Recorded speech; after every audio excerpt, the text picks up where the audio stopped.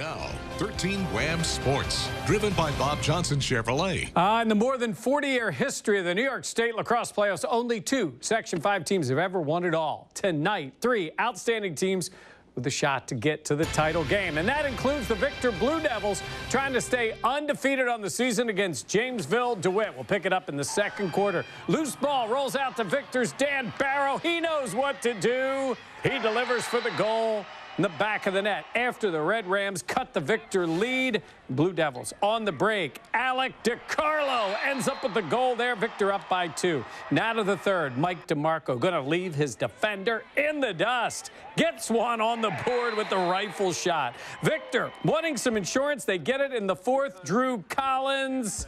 Oh, nice goal there. Victor keeps the undefeated season alive. They take it to move to the state final, winning it tonight, 11-9. We hadn't had a game since Canandaigua, so, I mean, this close game, JD's a great team.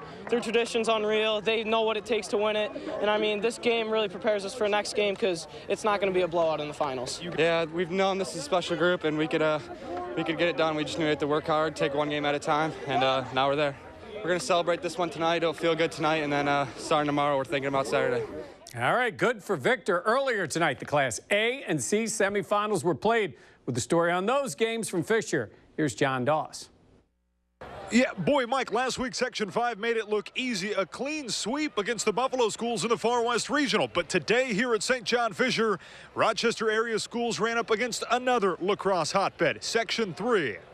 And in the Class A semi, it was Pittsford taking on perennial power West Genesee, but it was the Panthers that jumped out early. James Felix with the goal. Panthers up 6-4 at halftime, but a scoreless third quarter for Pittsford allowed West Genny to come back, and the Wildcats took the lead in the fourth on that goal. And then next possession, a bit of bad luck for Pittsford off the missed shot.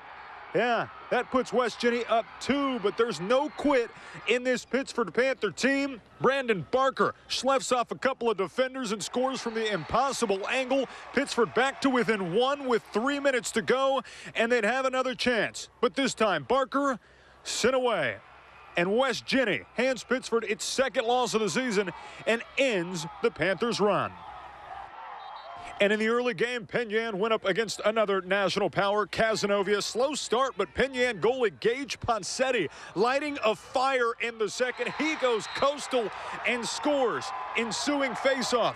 Ball to Sean Emerson, who loses in traffic, but regains, and he scores. Mustangs within 1. But Penn Yan would get no closer. Down 2 late in the fourth. Cazenovia's P.J. Brown, the dagger. Penn Yan's season also comes to an end in the semis. 9-5. All right, John, how about the Bills? Running back LaShawn McCoy, a player who usually gets plenty of attention. Today, no different, but the attention wasn't about the great moves on the field. It was about words off of it. With more, here's Toby Matika. Today was the first time Bills running back LaShawn McCoy faced the media and thus faced the music since making controversial comments about his former head coach Chip Kelly back in May. McCoy told ESPN that Kelly, quote, got rid of all the good black players, insinuating that it was racially motivated. Kelly and the Eagles players have since responded, refuting those claims. Kelly even says he's called McCoy twice without getting an answer. Well, today, McCoy was given the opportunity to respond, but he didn't want to talk about it. I have nothing to say about that. I mean, I'm in Buffalo. You know, everything in Philadelphia is over. I had nothing more to say really about it. So it is what it is. Everybody can make their own, thoughts and assumptions about it, but I'm done talking about it. But the media didn't let him off so easily. Did you just hear what I just said with him? I did. So I just told you, I'm not talking no more about Chip, Kelly, or the Eagles, so I'm done with that. If you ask me about the Bills, we look good. A lot of the players are stepping up. The quarterbacks look wonderful. Myself, I'm playing well, along with the guys in the backfield, so trying to get this team going here. Why didn't you take Chip's calls? Yo, are y'all listening to me? Can I say it any other way? I'm not talking about Chip Kelly or no Eagles. Okay, so forget McCoy's former team, but what about the impact this is having on his new team? Isn't it a distraction? I didn't think it was a distraction with this team. Nobody has even asked me about it. Players mentioned little things, they want to know what's going on, but I don't think it's a distraction at all.